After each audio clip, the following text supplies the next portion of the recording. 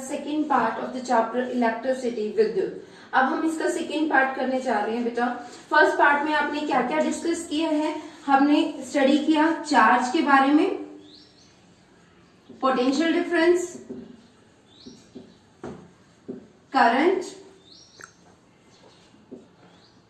And the most important is Ohm's law, जिसमें आपने पढ़ा रेजिस्टेंस के बारे में एंड रेजिस्टिविटी।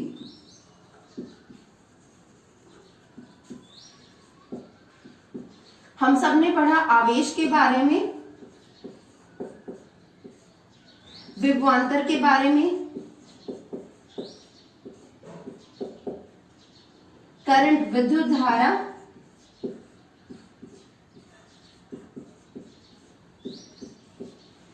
ओम्स लॉ हमने पढ़ा, जिसमें हमने सबको ये पॉइंट्स बहुत अच्छे से क्लियर हुए होंगे। ठीक है बेटा, आज हम स्टार्ट कर रहे हैं। ठीक है, रेजिस्टिविटी का जो हमने लास्ट एंड किया था, ठीक है, इसका एक न्यूमेरिकल है, वो न्यूमेरिकल सॉल्व करने के बाद then we studied about the series and parallel combination of resistance. Okay, तो रेजिस्टिविटी का न्यूमेरिकल एक जो हम आपके साथ शेयर कर रहे हैं अभी, वो सब बच्चे करेंगे। Your numerical is we have a 6 ohm resistance wire। ठीक है, हमारे पास एक 6 ohm रेजिस्टेंस वायर है। ठीक है, एक वायर है जिसका रेजिस्टेंस कितना है 6 ohm, यानी कि उसकी प्रतिरोधकता आपको दी गई है। ठीक है, now this wire get doubled up by folding. इस वायर को हमने क्या किया, फोल्ड कर दिया, यानी कि जैसे ये आपकी एक वायर है, आपने इसको फोल्ड कर दिया, डबल कर दिया। जब आप वायर को डबल करोगे, ठीक है, तो क्या होगा, अगर उसकी लेंथ L थी तो अब लेंथ कितनी हो जाएगी बेटा, फोल्ड करने के बाद L/2 हाफ हो जाएगी। और जो ये एरिया है आपका, ये जो क्रॉस सेक्शन, पहले वायर का एरिया इतना था, डबल किया तो एरिया क्या हो जाएगा उसका, अब डबल हो जाएगा पहले वाले से। अब जो लेंथ होगी वो पहले वाली लेंथ की हाफ, और अब जो क्रॉस सेक्शन एरिया होगा आपका, वक्र पृष्ठ जो क्षेत्रफल होगा, वो पहले वाले का डबल हो जाएगा। ये समझ आया हर बच्चे को? Question I am repeating again, we have a wire of a resistance 6 ohm। हमारे पास एक तार है 6 ohm रेजिस्टेंस की, और आपने क्या किया है, उस तार को मोड़ दिया। ठीक है, उसको फोल्ड कर दिया, डबल हो गया हमारे पास इस तरह से, जिससे उसकी लेंथ तो हाफ हो जाएगी और क्रॉस सेक्शन एरिया डबल हो जाएगा उसका। ठीक है, now you have to calculate its new resistance. आपको क्या निकालना है बेटा, इसका नया resistance. Let's assume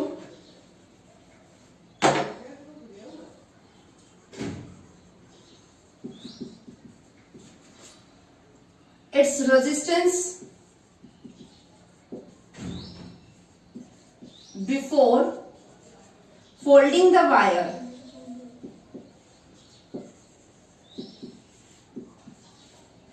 is R।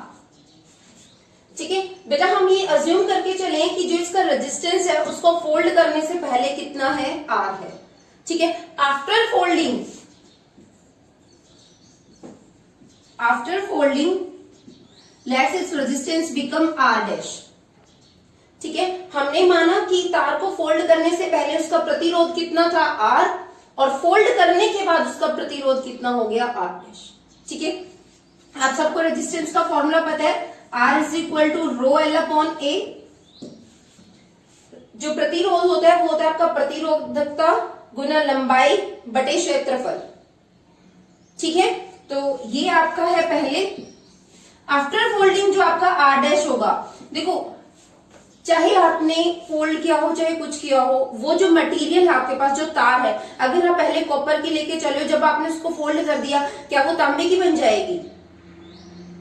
ठीक है, क्या वो किसी और मटेरियल की बन जाएगी आपकी? नहीं, मटेरियल आपका सेम है तो रेजिस्टिविटी आपकी सेम रहेगी। ठीक है, resistivity depends on the material, कि आपने कौन सा मटेरियल लिया है। This one is constant for a material, her material के लिए वो कांस्टेंट होती है। ठीक है, तो रेजिस्टिविटी तो आपकी सेम रहेगी। लेंथ कितनी हो जाएगी, लेंथ चेंज हो जाएगी, और आपका एरिया भी चेंज हो जाएगा। ठीक है, लेंथ कितनी हो गई पहले से हाफ, L/2। एरिया कितना हो गया पहले से double, 2A। So it's comes out to be rho L/2 into 2A। It means rho L/4A। और ये आपका क्या है, अगर आप ध्यान से देखो, this one is your R। Before folding the wire आपका रेजिस्टेंस क्या है, आपका है rho L/A। Same value we have here, ठीक है, फ्रॉम फर्स्ट। तो ये कितना आ जाएगा 1/4R। यानी कि अब जो हमारा रेजिस्टेंस होगा वो पहले वाले रेजिस्टेंस का 1/4 होगा। इट गेट डिक्रीज, वो क्या हो जाएगा आपका डिक्रीज हो जाएगा। तो यहां से आपको एक पॉइंट क्लियर है बेटा, if you fold up a wire means if you decrease the length of a wire then its resistance also get decrease, उसका resistance भी decrease हो जाता है, because resistance is directly proportional to the length, and if you increase the area then also resistance get decrease because the resistance is inversely proportional to area। ठीक है, कि जो प्रतिरोध होता है वो लंबाई के तो अनुपात में होता है। ठीक है, कि अगर वो बढ़ेगा तो ये भी बढ़ेगा, लेकिन अगर आप क्षेत्रफल बढ़ाओगे तो प्रतिरोध कम होगा, उल्टा होता है। ठीक है, तो ये आप सबको याद रहेगा। तो इस तरह की न्यूमेरिकल्स आपके एग्जाम्स में भी आते हैं, डायरेक्ट न्यूमेरिकल्स भी पूछे जाते हैं। तो आपको पता होना चाहिए कि अगर आपका मटेरियल सेम है, जो आप लेकर चले हो, अगर आपका वही उसी पदार्थ से बनी हुई आपकी तार है, वो उसमें कोई चेंज नहीं हो रहा, तो उसकी रेजिस्टिविटी प्रतिरोधकता सेम रहेगी, उसमें कोई बदलाव नहीं होगा। ठीक है, सिर्फ आपको ये चेक करना है कि उसकी लंबाई में क्या चेंजेस हो रहे हैं और उसके क्षेत्रफल में क्या क्या चेंजेस हो रहे हैं। ठीक है, क्लियर है ये हर स्टूडेंट को। Now next important topic is combination of resistance.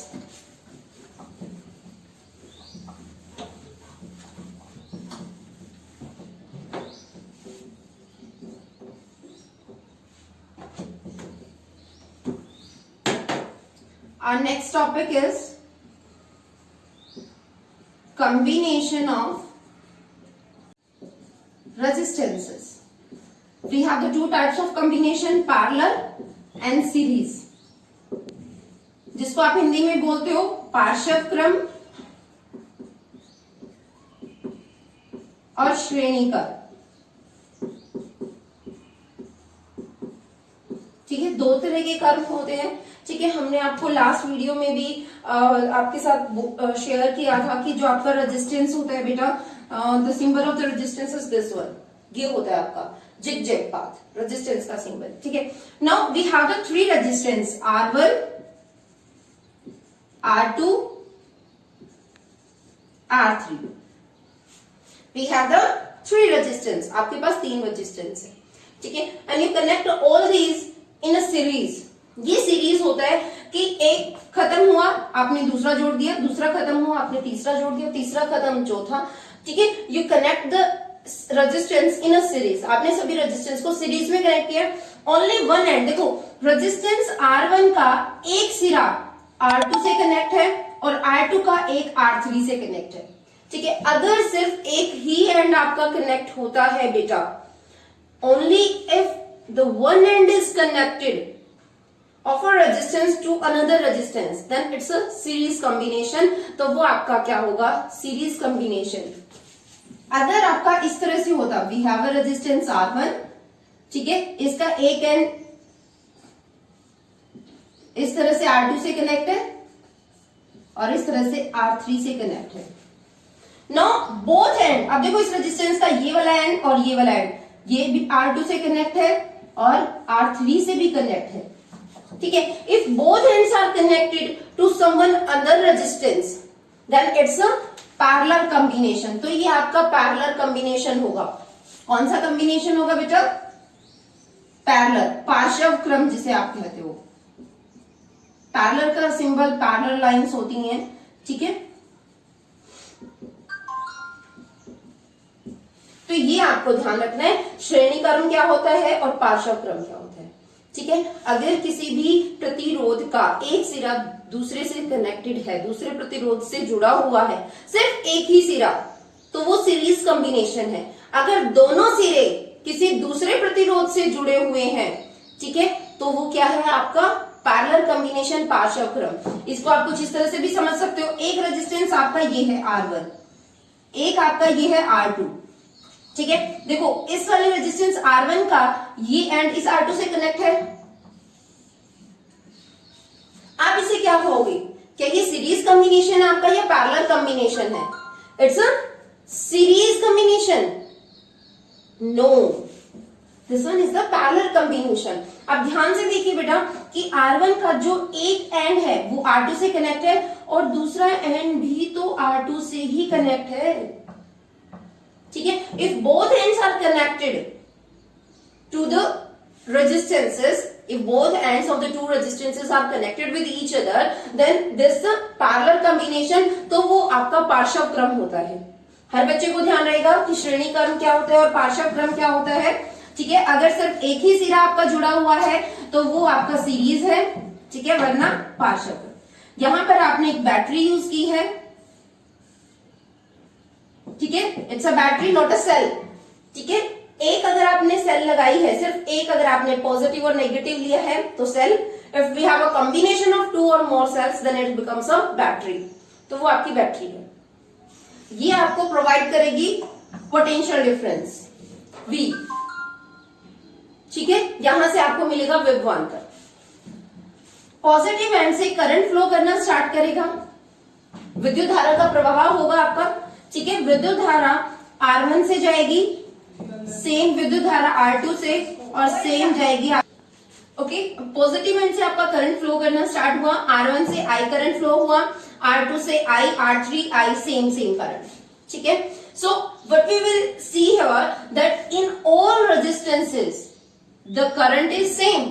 R1 से भी I करंट पास हो रहा है, R2 से भी I और R3 से भी आपका I करंट पास हो रहा है। जो विद्युत धारा का प्रवाह है वो हर प्रतिरोध में बराबर है, लेकिन आपका रेजिस्टेंस अलग है तो हर किसी में जो विभवांतर होगा वो अलग अलग होगा, ठीक है। देखो बेटा, आपने यहां से बैटरी आपने लगाई जो आपको विभवांतर दे रही है, पोटेंशियल डिफरेंस दे रही है, ठीक है।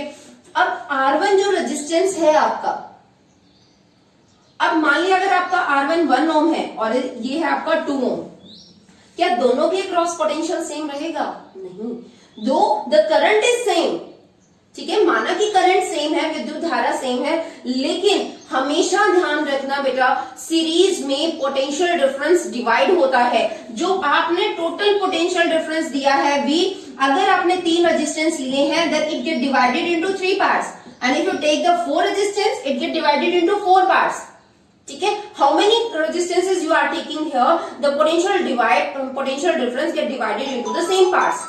अगर लिए हैं तो 4 पार्ट में डिवाइड होगा, 5 आपने लिए हैं तो 5 पार्ट में आपका वो डिवाइड होगा। So according to Ohm's law, अब हर स्टूडेंट को अपना ओम्स लॉ पता है। What is Ohm's law? V is equal to IR, ठीक है। V1 आपको निकालना है, I सेम है तो R1 लोगे। सेकेंड रेजिस्टेंस का पोटेंशियल डिफरेंस निकालना है, आप R2 लोगे। थर्ड का आपको निकालना है तो आप R3 लोगे, and the current is same in the all resistance. Her resistance में आपका करंट जो है, विद्युत धारा जो है आपकी, वो क्या है बेटा? सेम है। ये याद रहेगा हर स्टूडेंट को, ठीक है। अब आप ये सब वैल्यूज यहां सब्स्टिट्यूट करोगे। Now what we are finding here, we are finding the equivalent resistance of this combination.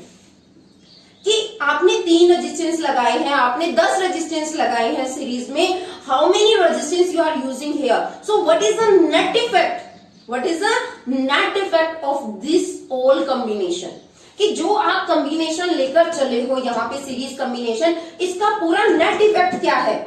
कि आपने अलग अलग रेजिस्टेंस लिए हैं, हमें निकालना है इस पूरे का नेट इफेक्ट क्या होगा, टोटल रेजिस्टेंस क्या होगा, ठीक है। कि जैसे आपने एक फैन लगा दिया, एक बल्ब हो गया आपका, एक हीटर हो गया। All electric appliance has some resistance, हर एक इलेक्ट्रिकल अप्लायंस का कुछ ना कुछ रेजिस्टेंस होता है, and you connected all these in series. Fan हो गया, बल्ब हो गया, हीटर हो गया, टोस्टर हो गया आपका, ठीक है, वाटर हीटर हो गया, whatever be the electric appliances you are using here, it has resistance, and if you all are connected in a series, अगर आपने उन सबको सीरीज में कनेक्ट किया है तो सबका विद्युत विभवांतर जो पोटेंशियल डिफरेंस होगा वो अलग अलग होगा। ठीक है, तो वो आपने कनेक्ट किए and we are finding the net effect कि आपने उन सबको सीरीज में लगाया है, तो वो जो पूरा नेट रेजिस्टेंस उन सभी की वजह से होगा वो आपको निकालना है। ठीक है, यहां पे आप सीरीज लेकर चल रहे हो, ये हमारा है जो पोटेंशियल है, it get divided into 3 parts. V is equal to I R. V is a total potential जो आपने यहां पर अप्लाई किया है। ठीक है, वो लगेगा इस पूरे कंबाइंड पे, और मान लिया कंबाइंड का जो नेट इफेक्ट है this one is R S. आपने उसको आर एस सिंबल से डिनोट किया है। R S is the equivalent resistance of all the series combination of resistances, कि जो आप प्रतिरोध लेकर चले हो बेटा उनके सीरीज का जो नेट इफेक्ट है आपने उसको आर एस से डिनोट किया है। ठीक है, ऐसा हमने इसलिए लिया ताकि आपको पता चले वो सीरीज का है। ठीक है, कि आप श्रेणी कर्म यहां पर लेकर चले हो। कौन सा कर्म हम यहां पर डिस्कस कर रहे हैं? श्रेणी कर्म। ठीक है बेटा, तो आई आर एस कितना होगा? V1 कितना है आपका? I R one, V2 I R two and V3 is I R three. You can take I common, R1 plus R2 plus R3, I R S. I से आई कैंसिल हो जाएगा, R S comes out to be R1 plus R2 plus R3. So this one is the formula of the equivalent resistance of a series combination. कि अगर आपका जो श्रेणी कर्म होता है बेटा, उस श्रेणी कर्म में जो आपका नेट रेजिस्टेंस आएगा वो हर किसी को आप प्लस करोगे तो आपका टोटल रेजिस्टेंस निकल आएगा। For example here we have the 3 resistance of 1 ohm, 2 ohm and 3 ohm। आपने ये 3 रेजिस्टेंस लिए तो तीनों का नेट इफेक्ट कितना होगा? 1 प्लस 2 प्लस 3 6 ohm। तो ये तीनों के तीनों पूरे 6 ohm के बराबर होंगे। ठीक है, वो उन तीनों का नेट इफेक्ट होगा। क्लियर है ये हर स्टूडेंट को? ठीक है, कि श्रेणी कर्म में हमेशा ध्यान रखना बेटा जो विभवांतर होगा वो विभाजित होगा, पोटेंशियल डिफरेंस आपका डिवाइड होगा and the current remains same through the all resistance. हर एक रेजिस्टेंस प्रतिरोध में से विद्युत धारा का प्रवाह सेम होगा। ठीक है, क्लियर है? उसके बाद नेक्स्ट हम आपका डिस्कस कर रहे हैं parallel combination. Parallel combination which we are going to discuss here, और पार्श्व क्रम। ठीक है, पैरेलल कॉम्बिनेशन क्या होता है एक्सप्लेन किया। We have a 3 resistance R1, R2, all the 3 resistance are connected in parallel. How you can say they are connected in parallel? If both ends are connected with each other. अगर हर resistance का देखो R1 के भी दोनों and R2 से connect है, R2 के दोनों R3 से कनेक्ट है, R3 भी इन दोनों से कनेक्टेड है। ठीक है, आप कोई भी रेजिस्टेंस उठाओ, हर एक रेजिस्टेंस बाकी रेजिस्टेंस से दोनों एंड से कनेक्टेड है। So it's a parallel combination. ये हमारे पास क्या है? पार्श्व क्रम है। ठीक है, यहां पर आपने बैटरी यूज की है जो आपको विद्युत विभवांतर देगी V। ठीक है, अब यहां से करंट पॉजिटिव एंड जो बिग लाइन होती है वो पॉजिटिव को डिनोट करती है बेटा, ऑलवेज रिमेंबर, और जो स्मॉल लाइन होती है वो नेगेटिव को डिनोट करती है। ठीक है, negative terminal of the battery. तो पॉजिटिव से करंट आपका फ्लो करना स्टार्ट करेगा। जैसे ही करंट बेटा इस एंड पर आएगा it get divided into 3 parts. उसको 3 रास्ते मिल गए यहां से जाने के लिए, one this one, second one this one and third this one. ठीक है, अब 10 स्टूडेंट्स हो, ठीक है, and you have to go to the some place, आपको किसी जगह जाना है। ठीक है, अगर वहां जाने का सिर्फ एक ही रास्ता है तो 10 के 10 बच्चे उसी रास्ते से जाएंगे। लेकिन अगर आपके पास ऑप्शन है, 3-4 आपके पास रास्ते हैं, कुछ बच्चे ऐसे होंगे जो बड़े रास्ते से जाना चाहेंगे, कुछ ऐसे जो छोटे से जाना चाहेंगे, और कुछ ये देखेंगे कि रास्ता कौन सा अच्छा है, वो अच्छे रास्ते से, चाहे वो बड़ा हो चाहे वो छोटा हो। ठीक है, everyone has their on opinion, सबका अपना अलग अलग है क्राइटेरिया कि भाई कौन किस रास्ते से जाना चाहेगा। So all the 10 students gate divided into the 3 parts. कुछ यहां चले गए, कुछ यहां चले गए, कुछ यहां चले गए, लेकिन जहां उनको पहुंचना है वहां पर तो पूरे 10 के 10 आएंगे। ठीक है, जहां उनको जाना था वहां पर तो आपके 10 के 10 स्टूडेंट्स आ जाएंगे। And the same thing is here, we have a total current and now current has a 3 option, it can go along this path, along this one and along this one. So the current get divided into 3 parts. यहां पर current आपका 3 parts में divide होगा, I1, I2 and I3। I1 current गया R1 से, I2 current गया आपका R2 से, I3 करंट गया आपका R3 से। And at this point, this current I1, I2 and I3, they meet again at this point. वो इस पॉइंट पर फिर से मिल जाएंगे आपके पास and we have the total current I again here. तो आपके पास टोटल करंट I फिर से होगा। ठीक है, तो ये डायग्राम हर स्टूडेंट को क्लियर है कि हम यहाँ क्या समझाने की कोशिश कर रहे हैं बेटा, that in the parallel combination the current get divided, जो विद्युत धारा है आपकी वो विभाजित होगी and the electric potential remains the same. जो आपका विभवांतर होगा वो हर प्रतिरोध में समान होगा। तो ये हर बच्चे को क्लियर है, ठीक है। Always remember in a series current is same and in parallel V is same. अगर I सेम है तो V डिवाइड होगा, इसमें अगर V सेम है तो I डिवाइड हो जाएगा। कोई भी एक चीज आप लर्न कर सकते हो, दूसरी आपको अपने आप ऑटोमेटिकली लर्न हो जाएगी, रिवर्स है बिल्कुल। ठीक है, तो सब में V आपका सेम है, हम ओम्स लॉ लगाएंगे। टोटल करंट आपका होगा, it get divided into 3 parts, I1 plus I2 plus I3 and according to Ohm's law V is equal to IR। So what is the value of I? I is equal to V by R। I कितना होगा आपका? V by R। ठीक है, सब में potential आपका same है, V upon RP। Total current इस पूरे नेट इफेक्ट, पूरे रेजिस्टेंस की नेट इफेक्ट पे आपका कितना लगेगा? इन तीनों का नेट इफेक्ट क्या होगा? Let this be RP। Parallel combination है, so we denoted with the symbol RP, तो हमने इसको RP से डिनोट कर दिया। ठीक है, I1 कितना होगा आपका? V upon R1, I2 V upon R2 and I3 V upon R3। ठीक है, take the V common, 1 upon R1 plus 1 upon R2 plus 1 upon R3। ठीक है बेटा, तो ये आपका हो गया V अपॉन RP। V से आपका V कैंसिल हो जाएगा, सो 1 upon RP comes out to be 1 upon R1 plus 1 upon R2 plus 1 upon R3। तो अगर आपको पैरेलल में या पार्श्व क्रम में नेट रेजिस्टेंस निकालना है, then you have to do the reciprocal of each resistance and add them. ठीक है, आया समझ में कि अगर आपको पार्श्व क्रम में बेटा आपको नेट इफेक्ट आपको कैलकुलेट करना है कि जो आपका प्रतिरोध है उसका नेट इफेक्ट कितना होगा। ठीक है, तो आपको क्या करना है, हर रेजिस्टेंस का रेसिप्रोकल लेना होगा और आप उसका प्लस करोगे, रेसिप्रोकल का प्लस करोगे। ठीक है, just I am taking an example, if R1 is 2 ohm, R2 is 4 ohm and R3 is 6 ohm।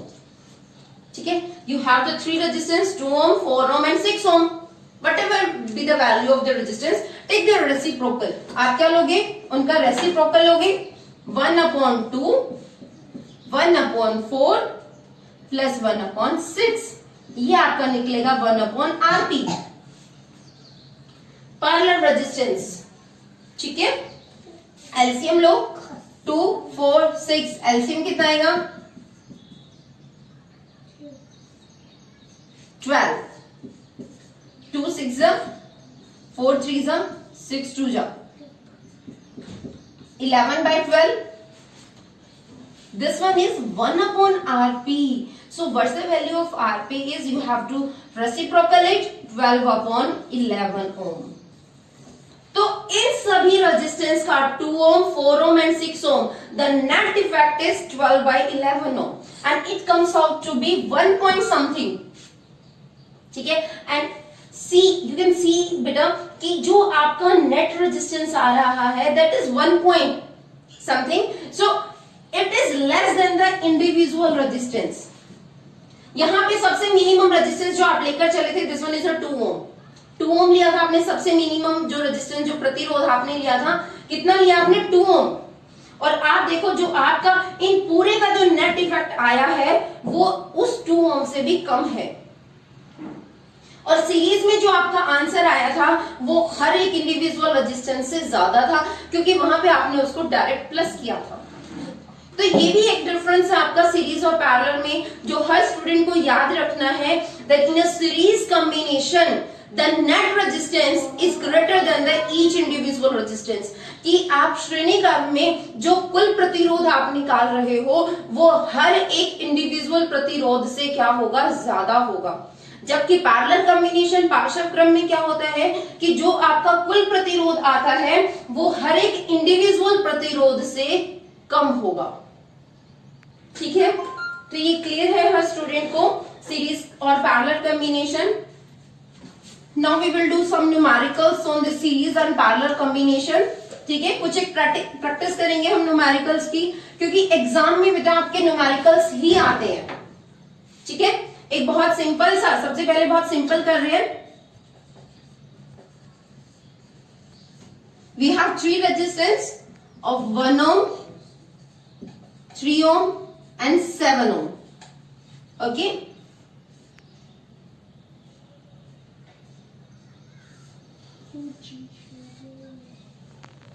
and we have battery of 22 volt. हमारे पास बैटरी कितनी है, 22 वोल्ट की। ठीक है, आपको क्या निकालना है, इसमें करंट निकालना है, विद्युत धारा निकालनी है कि कितनी होगी। आई करंट फ्लो हुआ, आपको आई कैलकुलेट करना है, टोटल करंट आपको कैलकुलेट करना है। उसके लिए आपको टोटल रेजिस्टेंस पता होना चाहिए। ठीक है, कुल प्रतिरोध आपको पता होना चाहिए। अब देखो बेटा, ये जो तीनों है आपके पास, ये तीनों किस में है, सीरीज में। तो जो टोटल रेजिस्टेंस आएगा सीरीज में वो क्या होगा आपका, R1 plus R2 plus R3। R1 is 1 ohm, R2 is 3 ohm and R3 is 7 ohm. It comes out to be 11 ohm. Okay, and you have to calculate the current। आपको विद्युत धारा निकालनी है, ओम्स लॉ लगाओ, V is equal to IR। I आपको निकालना है, यहां से I कितना हो जाएगा, V अपॉन R। V कितना है, बैटरी आपके कितने वोल्ट की है, 22 वोल्ट। टोटल रेजिस्टेंस कितना निकला है आपका, 11 ओम। ठीक है, तो कितना आ जाएगा आपका, 2 एम्पियर। यहां पे कितना करंट आपका फ्लो होगा, 2 एम्पियर, वो आपने निकाल लिया। हर एक प्रतिरोध से कितना विद्युत धारा का प्रवाह होगा आपका, 2 एम्पियर का। ठीक है, क्लियर है। नेक्स्ट, इसी क्वेश्चन में आपसे पूछा गया है, you have to calculate the potential difference across each resistance, कि आपका हर एक प्रतिरोध में कितना विद्युत विभवांतर है वो, और आपको निकालना है कि हर एक प्रतिरोध के अक्रॉस जो आपका पोटेंशियल है वो कितना है, विभवांतर कितना है। मान लिया 1 ओम के अक्रॉस V1 है, 3 ओम के अक्रॉस V2 और 7 ओम के अक्रॉस V3। ठीक है, कि विद्युत विभवांतर 1 ओम में V1 मान लिया, 3 ओम में V2 आपने मान लिया और 7 ओम में आपने V3 आपने अज्यूम कर लिया। ठीक है, तो कितना निकल कर आएगा, आपको V1 निकालना है बेटा। V1 is equal to IR1। Series है, always remember series, and in series the current is same. चाहे आप V1 निकालो बेटा, चाहे आप V2 निकालो और चाहे आप V3 निकालो, in all combination the current is same. जो आपकी विद्युत धारा होगी वो सेम रहेगी। ठीक है, सिर्फ रेजिस्टेंस आपका अलग होगा। ये चीज समझ आई है स्टूडेंट को। ठीक है, आई कितना है, आपने टोटल करंट अभी कैलकुलेट किया 2 एम्पियर, और R1 कितना है आपका 1, तो V1 कितना आएगा, 2 वोल्ट। V2 आपको निकालना है, करंट कितना है 2 एम्पियर, R2 कितना है 3 ओम, 3 to the 6 वोल्ट। V3 आपको निकालना है, I कितना है 2 और R3 कितना है आपका 7 to the 14 volt. So this total 22 volt get divided into 2 volt, 6 volt and 14 volt across the resistance 1 ohm, 3 ohm and 7 ohm. Numerical is you have to calculate the total current here, ठीक है, and the potential difference across the each resistance. ठीक है, clear है कि आपका ये circuit diagram है बेटा, ये आपका न्यूमेरिकल है। ठीक है, तो इसमें आपके पास क्या करना है, we have the 3 resistance. This one is R1. Here we have the 3 resistance, R1 7.2 ohm, R2 8 ohm and R3 12 ohm. ठीक है, and you have to calculate firstly the total resistance, आपको टोटल रेजिस्टेंस आपको निकालना है। ठीक है, अब आप ध्यान से देखिए बेटा, जो आपका R2 और R3 है, R2 and R3 they are in parallel, ये आपके किस में है, पार्श्व क्रम में है, पैरेलल में। ठीक है, तो हम पहले इन दोनों का नेट इफेक्ट कैलकुलेट करेंगे, क्या होगा, 1/RP फॉर्मूला लगाओगे, 1/R2 प्लस 1/R3। R2 कितना है आपका 8 ओम, R3 है आपका 12 ओम, एलसीएम लोगे it comes out to be 24, 8 3 is 24, 12 2 is 24, it comes out to be 5/24।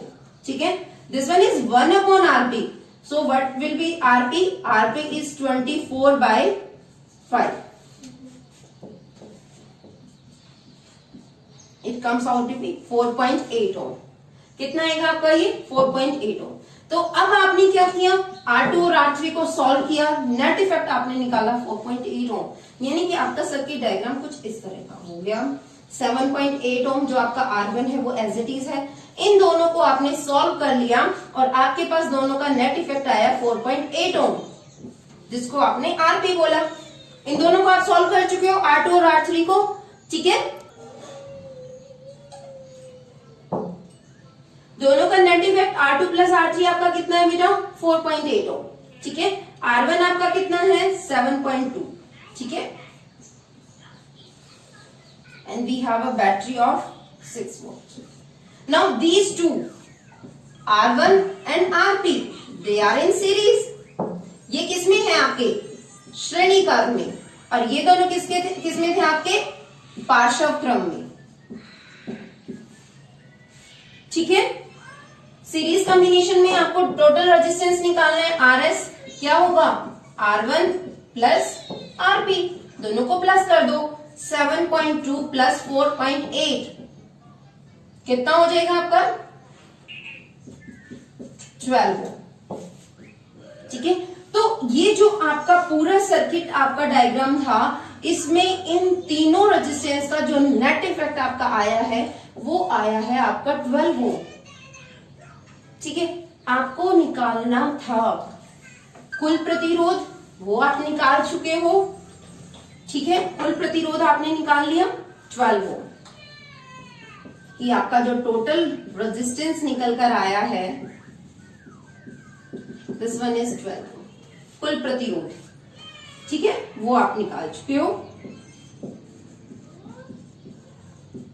अब आपको निकालनी है कुल विद्युत धारा, टोटल करंट। टोटल करंट आपको कैलकुलेट करना है I is equal to V by R, Ohm's law से। V कितना है आपका 6 वोल्ट, करंट कितना, रेजिस्टेंस कितना है 12, 1/2 एम्पियर। तो इसमें आपका विद्युत धारा कितना होगा इस सर्किट में 0.5 एम्पियर। ठीक है, नेक्स्ट इसी का ही थर्ड पार्ट, फर्स्ट पार्ट आप कर चुके, टोटल रेजिस्टेंस निकाल लिया, टोटल करंट आपने निकाल लिया।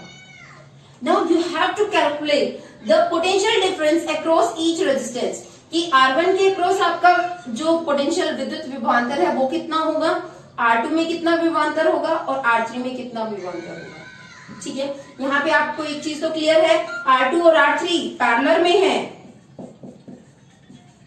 तो दोनों का विभवांतर मान लिया कितना है V2, और R1 में जो आपका विभवांतर है वो आपने मान लिया V1।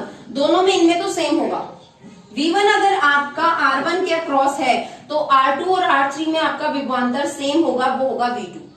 ये हर बच्चे को पता है। ठीक है, कि पार्श्व क्रम में विभवांतर आपका सेम रहता है और विद्युत धारा आपकी विभाजित हो जाती है। ठीक है, तो यहाँ पर आपका विभवांतर क्या रहेगा, सेम रहेगा दोनों में। जो आपका टोटल पोटेंशियल है it get divided into 2 parts, V1 plus V2।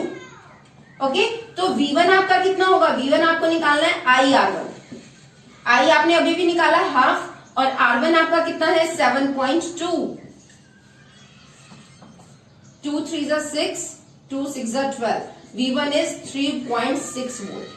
तो R1 में कितना पोटेंशियल होगा, ये जो V1 होगा ये आएगा आपका 3.6 वोल्ट। ओके, अब इन दोनों में कितना होगा आपका वो आपको निकालना है। वो हम कैसे निकालेंगे, V2 वही IR2। अब यहां पर क्या आप R2 लोगे, नहीं, इन दोनों का नेट इफेक्ट कितना निकल कर आया था आपका, याद है आप सभी को कि जब आपने R2 और R3 को, R2 और R3 का पैरेलल कॉम्बिनेशन जब आपने सॉल्व किया था, RP आपका निकल कर आया था 4.8 ओम। ठीक है, तो आप दोनों का नेट इफेक्ट लेकर चलोगे बेटा 4.8 ओम, तो आपका RP आप यहां पर लेकर चलोगे, पैरेलल में आप नेट इफेक्ट लेकर चलोगे कि दोनों का नेट इफेक्ट कितना है। ठीक है, आपका I कितना है, I है हमारा हाफ, और RP आपका कितना है 4.8, तो ये आपका कितना होगा 2.4। ठीक है बेटा, तो ये हर स्टूडेंट को क्लियर है कि किस तरह से अब आपका थर्ड पार्ट भी हो गया है। इन तीनों में, दोनों में जो आपका पोटेंशियल डिफरेंस रहेगा वो रहेगा 2.4 ओम, 2.4 ओम। ठीक है, R1 में आपका रहेगा 3.6 ओम। तो ये न्यूमेरिकल क्लियर है। अगर आपको ये है तो आप इस तरह के बहुत सारे न्यूमेरिकल्स आप कर सकते हो बेटा, जितनी प्रैक्टिस करोगे उतनी ज्यादा क्लैरिटी आएगी। ओके, तो हर बच्चा बहुत प्रैक्टिस करे न्यूमेरिकल्स की, एक एग्जाम में डेफिनेटली आपका आएगा। ओके, सीरीज और पैरेलल कॉम्बिनेशन आपको करना है। उसके बाद नेक्स्ट आपका टॉपिक है, 1 मिनट